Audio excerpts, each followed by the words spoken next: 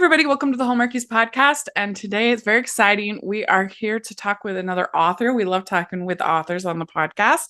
And we're talking with author Laura Frantz, whose new book, The SEAMSTRESS of Acadie, is coming out this week. And we're so excited to get to talk with you, Laura. And thank you so much for coming on the podcast.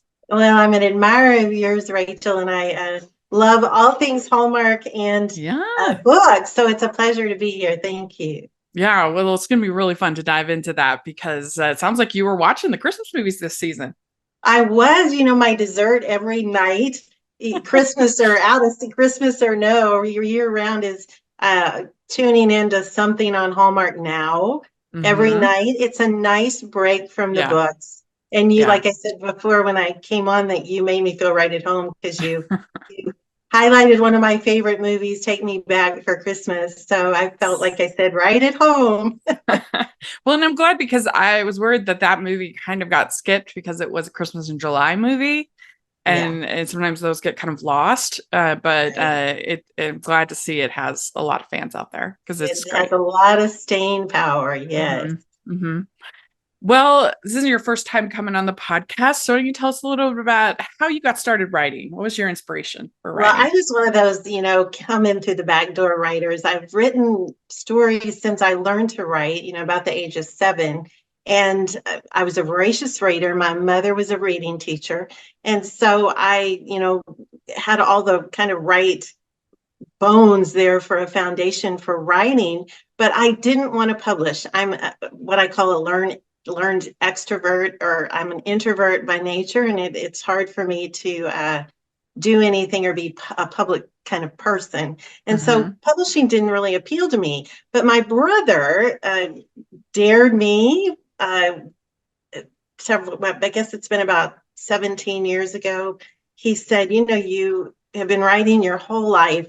Surely that gift needs to be shared if it is a gift. So why don't you try to get published? So I said to him, you have no idea how hard it is to get published. I don't want to be published. And so I'm going to prove to you that it's not going to happen. Well, within 6 months, I had a contract with my present day publisher because I lost that dare. And I'm so grateful I did. So that's kind of my coming into the back door story. I just am very glad that my own selfish small desires didn't get in the way of something that might be a blessing or give people a little hope through fiction.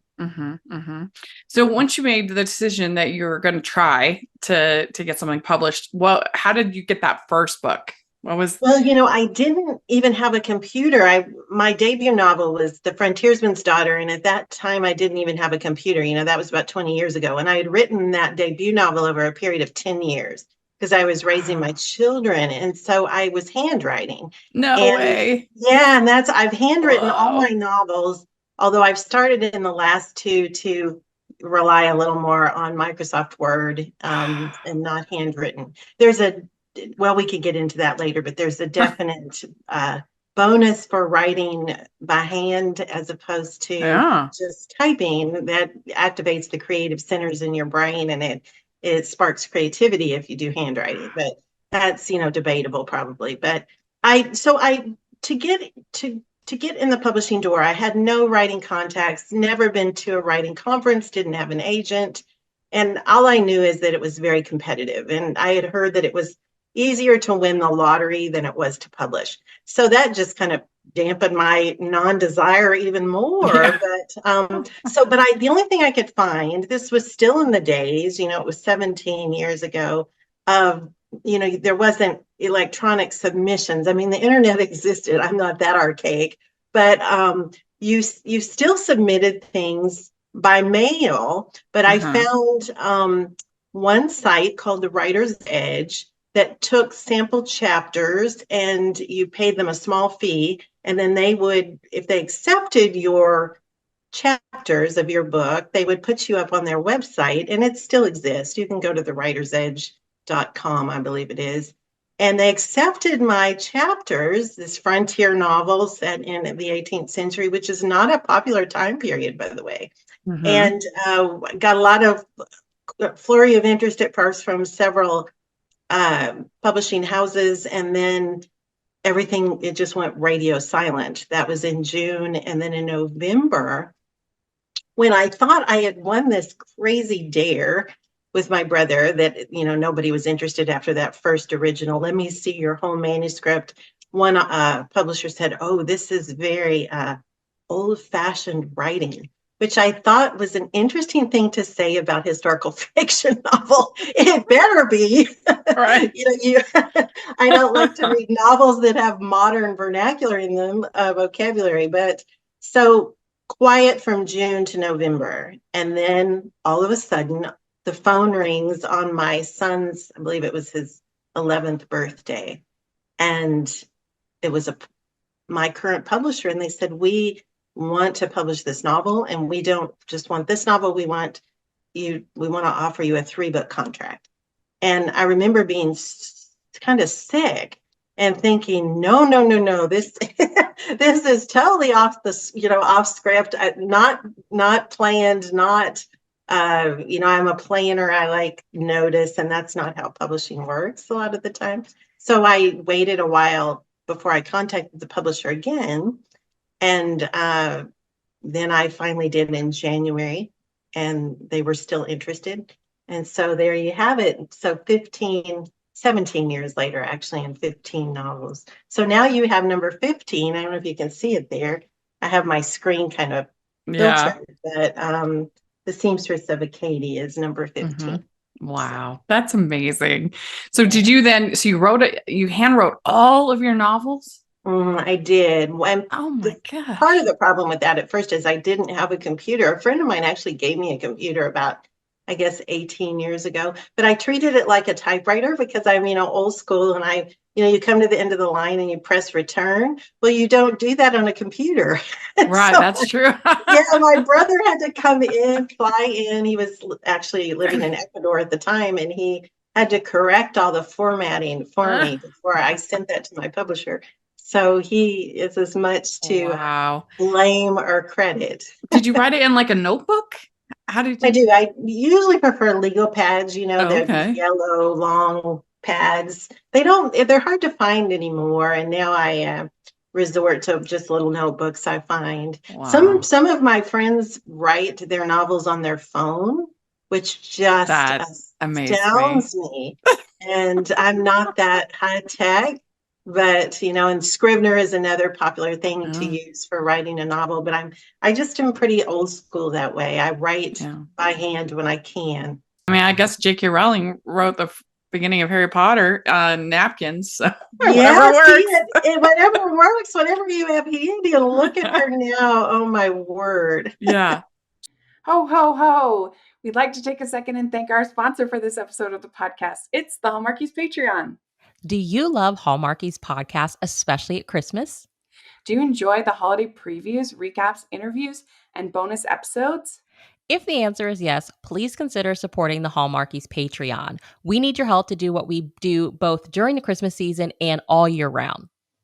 But not only do you help a podcast led by strong, independent women by becoming a Patreon, you get to become a part of the Hallmarkies family. Starting at only $2 a month as a patron, you will have access to our Facebook Patreon group where we talk about the movies, shows, and more all year. We also have many monthly patron watch-alongs with guests like Lacey Chabert, Natalie Hall, Paul Campbell, Mary Lou Henner, and more, giving their behind-the-scenes details of their films. As a patron, you also have the chance to provide input into the podcast and even join us at different tiers. So this Christmas season, spread some cheer to the Hallmarkies Patreon and become a member today. You won't regret it. Go to patreon.com/Hallmarkies to learn more. That's patreon.com/Hallmarkies. Why were you particularly drawn to historical fiction? What was it about those narratives that you liked? I'm always drawn to like historical anything, like on Hallmark or whatever. I just am, it's always those historical series or shows. I think this on Hallmark, this time I'm on Hallmark now, there was only one historical about Christmas that I could find, which was kind of sad to me, but they do contemporary really well. I do like contemporary novels. I don't read a lot of them, and for obvious reasons, my genre is historical fiction. There's just something about, there's a little bit of mystery and enigma about past centuries that really appeals to me. And I love to research as much as write. Uh, Thankfully, there are some authors that don't like the research that has to be done for historical novels, but I love the research and I always have. So I guess there you have it in a nutshell. Yeah.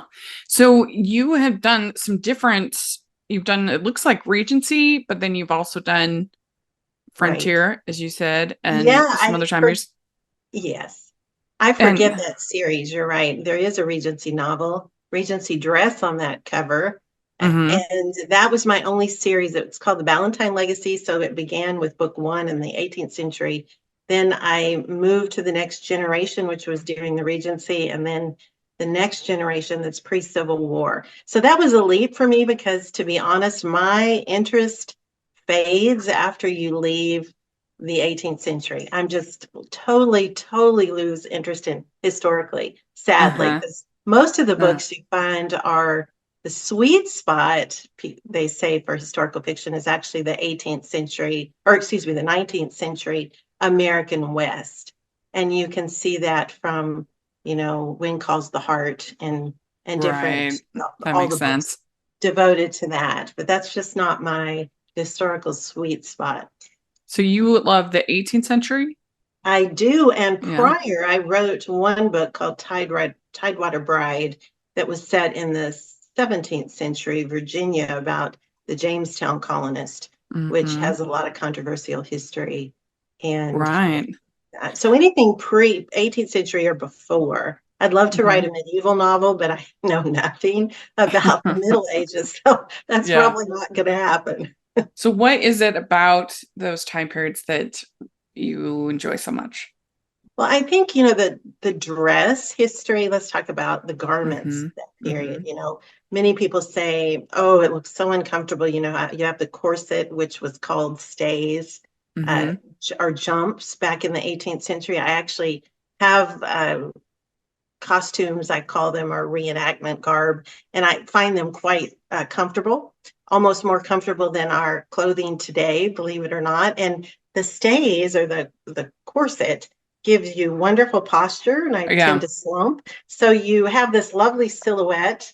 So the fashion is number one, and I think the vocabulary. I studied 18th century literature, and that was formed the basis of my degree in college. And I studied in England, so I got an interesting view of the American Revolution from the British perspective. Very Mm-hmm. different than ours. Mostly, Yeah. an economic war. We think, there are other reasons. Uh-huh. Very different. So I just think it's just such an intriguing, historic, lots of historical fireworks because of our founding fathers. It was the birth of our nation. Then you had a lot going on the other side of the pond with, all Mm-hmm. the King Georges, which I find quite fascinating. Yeah. So just there's so much to choose from. It's true. I think a lot of people think with the course that they immediately think of Gone with the Wind, and she's trying to get the Right. 18-inch waist after she had a Yes. baby. Ouch. Right. Did they even eat back then? I just can't imagine. Pull that corset tighter and then you snap those strings Yeah. sometimes. I So it was mean, a the truth challenge. is Yeah. that even that people would wear the corsets and stays as an Mhm. undergarment, that when they were like working, like Yes. the Yes. the maids and people, like they would be wearing them, and that they It, actually, like you're saying, did help with it, posture and everything. It it wasn't was. It like protected the back. It was a support. They had to lift uh-huh. things, the servants especially. So it was actually kind of, quite a bit of a help to them. And it kept their Mm-hmm. undergarments cleaner. Right. So, people just don't realize when I think they look at those centuries that they're, it's not always as it seems. Yeah. Yeah, that's interesting. So what's your process for writing? Would you consider yourself a pantser or a plotter? I guess I used to say pantser, but I've kind of done both because when you pitch a book to your publisher or a series of books, you can't just say, "Oh, I just feel like writing a novel, buy it." Right. You actually have to create a page or at least one fleshed out paragraph of the novel you have in mind. But other than that, that's about all I have is that proposed book. When I sit down to write, the first thing that I need are names. They have to be period appropriate names. You're not going to find a Destiny or there's some name Right. like that in my books, but I also try to steer away from the George and the Marthas and the Anns that were so prolific during that century, because they're lovely names, but there were just so many of them. Right. So I start with names, and then usually a nugget or two of research will drive the book. Mm-hmm. And you need something pretty close to the first chapter to, it's called the inciting incident. You need something Mm-hmm. to happen to keep those readers turning pages. So. Yeah. What's that research process like for you? Oh, Yeah. it's a challenge because, like, for the Seamstress of Acadie, my book set in Nova Scotia that comes out soon, modern present day Nova Scotia, it was called Acadie by the French in the 18th century. There's not a lot written about that history. It's kind of a hidden history. It's one of the most horrifying histories I've ever read about. I don't want to give any spoilers to readers who would like to just enjoy the book, but there's not a lot written on Acadie. The people, it's kind of a lost history. They were dispersed. I'll say that the people were driven from their homeland. So, and also another barrier is that they spoke French, and I was a fail at French in college. I think I made a D, and I even had a French tutor. I was in France last year, actually, and I realized very quickly, someone said I could speak some very basic sentences, and I ended up just saying merci or thank you a lot. But I was told by a native that, even if you spoke flawless, fluent French, it still wouldn't be flawless like you want, because you would have an American accent, which I think is Yeah. Well, and then I'm sure like understanding historical records and things has got to be like even harder. Oh, yes. I would find there some French. research gem, and it would be in French, and there would be no translation. So I'm like, okay, that is lost to me, you know? Hey, this is David from the Piecing It Together podcast, a podcast about movies and the movies that inspire them. For over 4 years, each week, a guest and I take a look at a new movie through the lens of what other movies we think were either an influence or connect in some other way. It's a fun, unique way to discuss films that leads to a great list of other movies to check out that either explore the same themes and ideas or maybe utilize similar filmmaking techniques. Including special episodes in our side series that twist the format, we've done over 200 episodes, so there's bound to be one on a film you've been thinking about and want to dig deeper into. So check us out on all the major podcasting apps and at piecingpod.com. How did you decide we'll talk about the book in a second, but how did you decide to cover this time period? Are you from Canada, or, I mean, how did that all happen? Well, I didn't actually. In my plans I always go to the site that I'm researching. My last novel was in Scotland, and I've been several times. And so I had a trip planned, wanted to go to Grand Prix and some of the other sites where the Acadians were, but then the pandemic interrupted all that. The closest I've ever been to that, I've been to Canada several times, but it's in long ago. And it wasn't to Nova Scotia. And Acadie National Park in Maine is one of my favorite national parks, but I've heard from Canadians that it's not the same. It's very different than. Is that what sparked your interest, though? Is that what got you thinking? Okay. It did. I have a French ancestor. She came into Kentucky after Daniel Boone. She married an Englishman. They came in from Virginia to Kentucky before it was a state. It was still part of Virginia.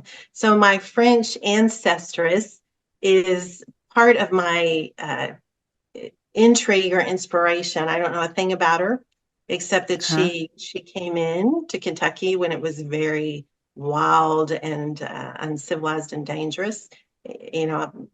1780s. And so she's always wondered, where did she come from? The Cajuns that we have in Louisiana are many of them from Nova Scotia, the history I write about.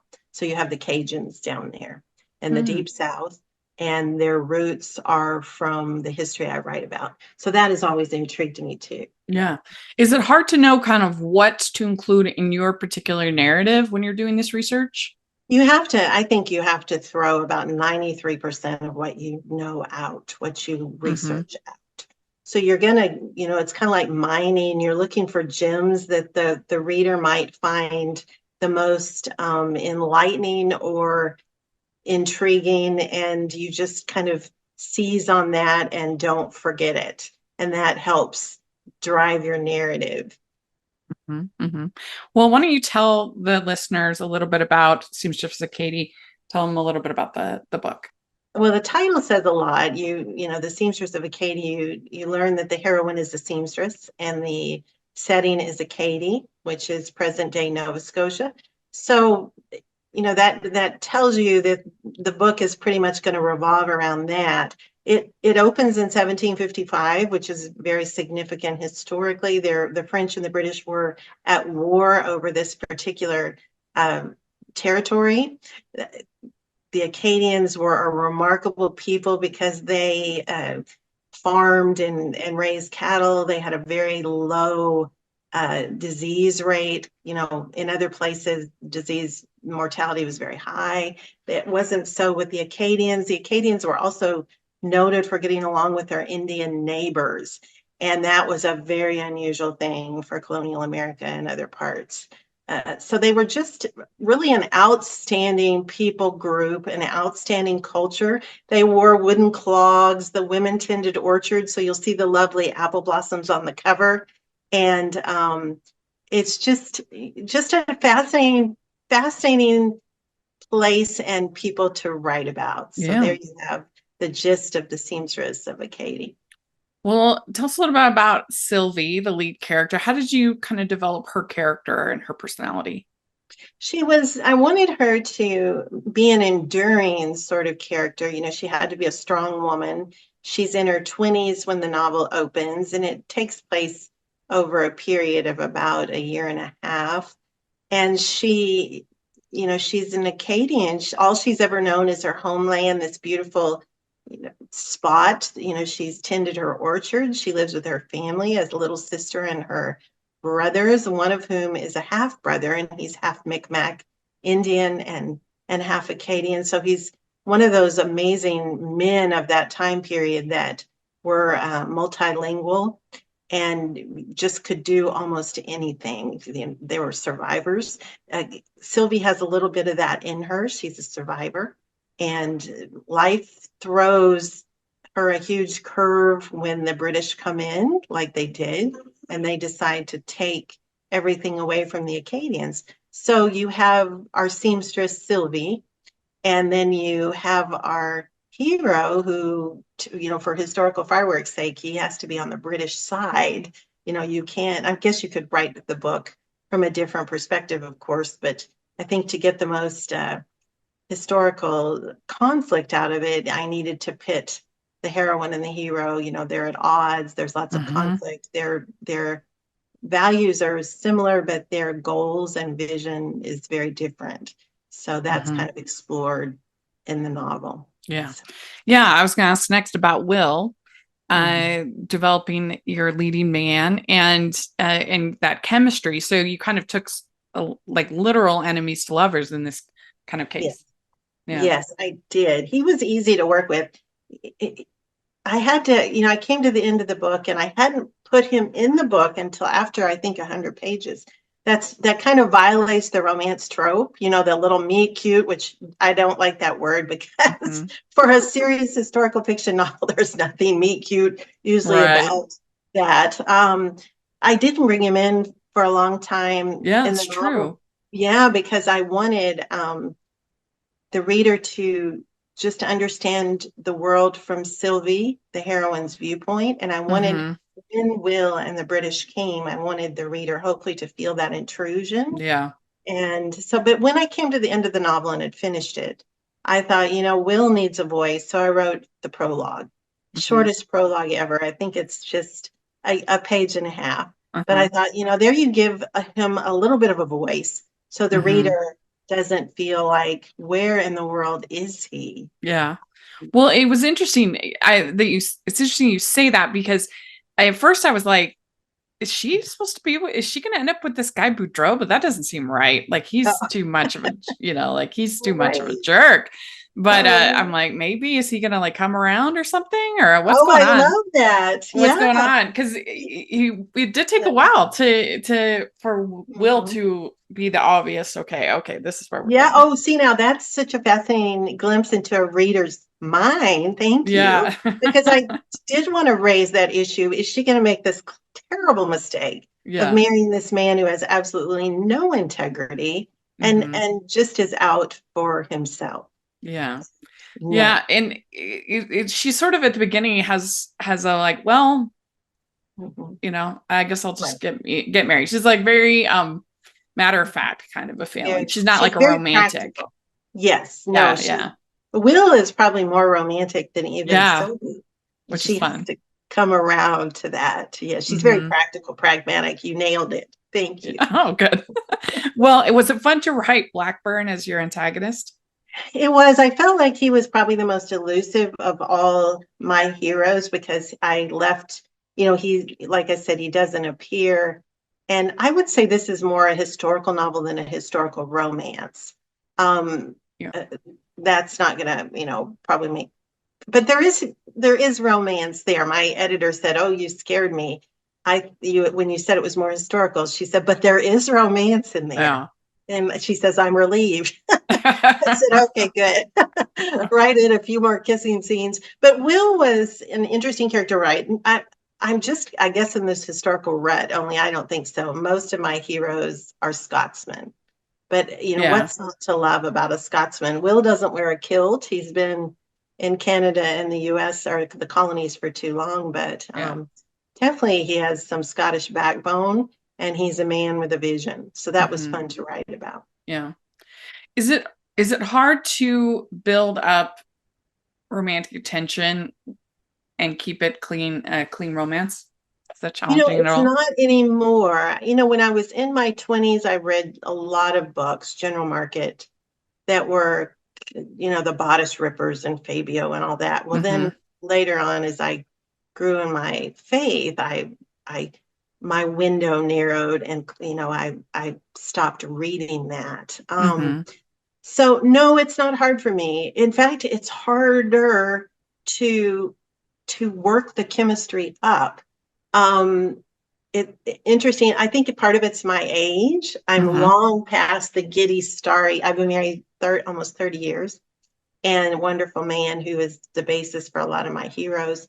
But I find it easy to write clean, but sometimes I just want to write historical and not romance. So it's hard for me to include those romantic elements, because I'm far more interested at mid-century about the history and the romance. So. Do you think that's what people would be most surprised about this book?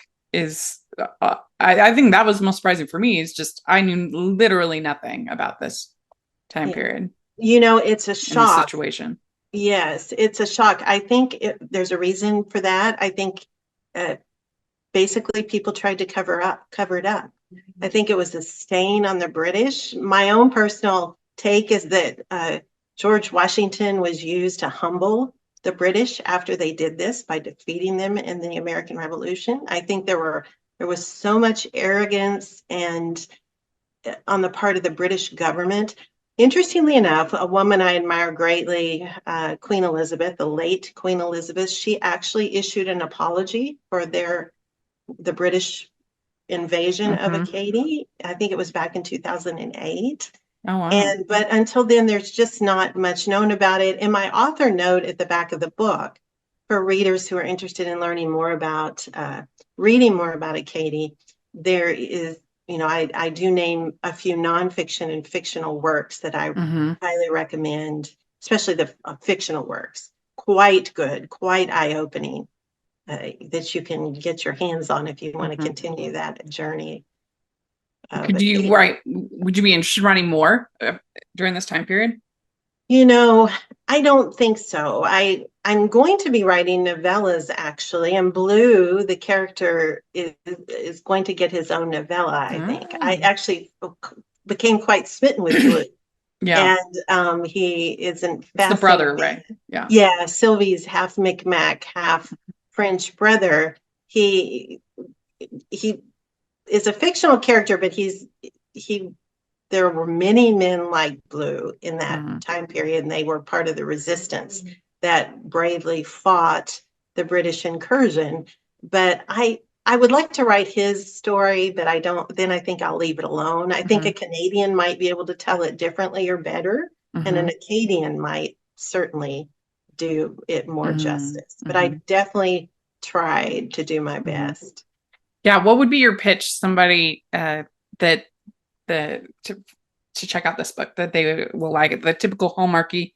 What do you think they'll like about this book? Oh boy, that's a loaded question. If you like strong, enduring heroines and who are at great odds with a soldier hero, then I think this book might be for you. There are a lot of twists and turns in the books you probably won't expect. If you like that non-kind of cliche, non-trite, historically detailed fiction, then this might be the read for you. Yeah, I enjoyed it. I really did. We'd like to take a second and thank our sponsor for this episode of the podcast. It's the Hallmarkies merch store. Are you looking for that perfect gift for the postable, hardy, or Hallmarky in your life? What about getting that t-shirt or hoodie that will help you stand out at your next holiday party? Now is the time to check out the Hallmarkies merch store. Full of festive designs by artists like Jessica Miller, Carrie from Hallmark Comics, and more. You can even have more than just shirts, but totes, cell phone cases, notebooks, mugs, and more. And it isn't just Hallmark. We have designs for Anna Green Gables, Man from Snowy River, The Nanny, and more. Every purchase at the merch store goes to help support the podcast and allows us to make the great content you know and love. There are frequent sales, so go to tpublic.com/stores/Hallmarkies or see the link in the description. That's tpublic.com/stores/Hallmarkies. All right. Well, we have some fun get to know you questions we like to end off with. The first one is, what is the best ice cream flavor? Oh, peanut butter and chocolate. I worked at Baskin-Robbins for years. Oh, nice. So I still love that. And that was a long time ago, but. Good. What's your favorite color? Oh my, probably blue. Okay. What music are you into? I love classical, but I also love hip hop, strangely enough. Nice. It's just, yeah. And I love country music. So I'm kind of all over the place. I love jazz too. Cool. What is your go-to date night food? Thai. In fact, we're headed to Thai on Saturday. It's been a while, but I love Thai. Yeah. What is your go-to date night activity if you're going out and doing something? Probably going out to eat and then going for a walk, like on the waterfront. We live by the ocean, so I love the ocean. Kind of wonderful. With a mountain backdrop, we have that too. So. Very good. What would you like better, dogs or cats? We have 3 dogs I'll call rescues, and they knocked me down a few months ago and I broke my wrist, but we're healing. I still love them despite the damage they do. So definitely dogs. Yeah. Well, which do you like better, beaches or mountains? You just mentioned both. I know we have both here, but if I had to set a house on the water or with a mountain view, the mountains would win. Oh, okay. What's your favorite holiday to celebrate? I was just thinking this. Thank you. It's between Thanksgiving and Christmas. It's that interim, the build up. That those just a priceless, precious time.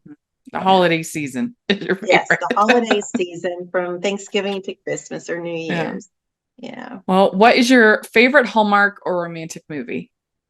I think it would be Take Me Back for Christmas. That was so good. It was so good. And for those who haven't, and many of you have, please go look at, Rachel's podcast, because she raises some really interesting insights about that movie, and just your love for it and your enthusiasm is beautiful to see. It's Oh, definitely thanks. poignant Yeah. and beautifully done, and just the way they shot it to me was different than the usual Hallmark movie. Yeah.